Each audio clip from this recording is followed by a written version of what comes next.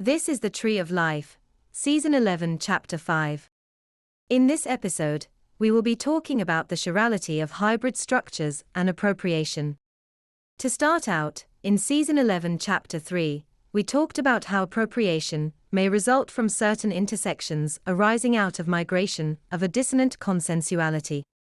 We discussed an example whereby person A and B are a store clerk and you, respectively, where you went into a corner store to buy a jug of milk and some sweets.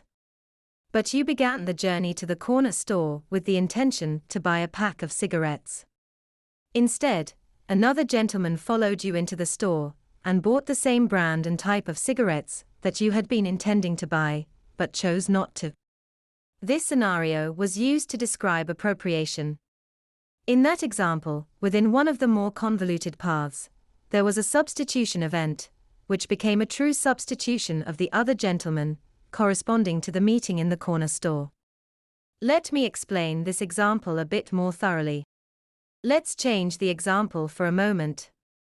Let's imagine that instead of an abundance of cigarettes, there was only one pack left of the type and brand that you usually buy. If you had purchased that pack of cigarettes, the other gentleman would not have been able to purchase them.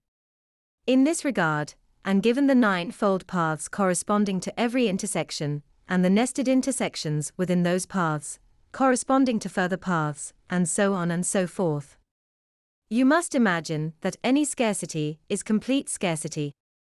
In other words, competition and scarcity is dualistic, generating exclusive word associations.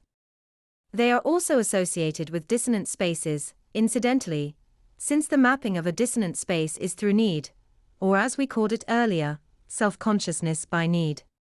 Further, dissonant spaces give birth to hybrid structures, which push the convoluted path into path parsimony, replacing it through reverse causation.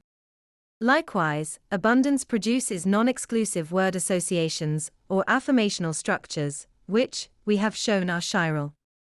What if hybrid structures form with chirality, just as affirmational structures do?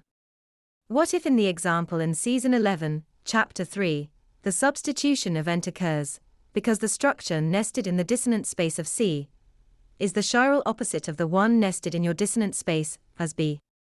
In other words, this appropriation we have been discussing is a manifestation of a substitution event, where hybrid structure ABC is the chiral opposite of CBA.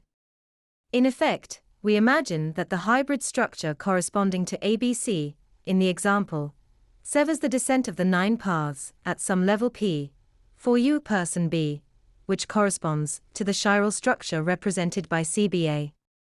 In effect, the bubble of the nine descending increasingly convoluted paths is severed, or deflated, by the presence of its chiral opposite represented by person C. This could mean that hybrid structures of opposing chirality are attracted to each other, but also that they appear to limit the corresponding intersections between others. In other words, person A and B, the store clerk, and you, respectively, would have had an intersection involving all nine descending paths, with the corresponding further descending paths resulting from nested intersections in those descending paths, but for the presence of person C. Now, it may also be true that the stacking of perceptual experiences, represented by what we heretofore called the telescopic effect, might also be a product of this effect. By this I mean that the appropriation, the substitution of person C, into the intersection at level P, is linked to some spatial object.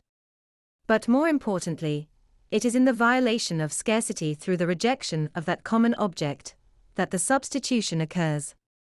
In effect, the choice not taken eliminates the dissonant space precisely, because it is no longer driven by scarcity. That is, the guiding principle which shapes dissonant spaces, impulses which are self-conscious by need. In fact, what if what we heretofore called a lateral alter is merely someone with a chiral hybrid structure embedded in their dissonant space, in some descending level corresponding to an intersection with a common person, A, in this case? That's the end of the podcast for today.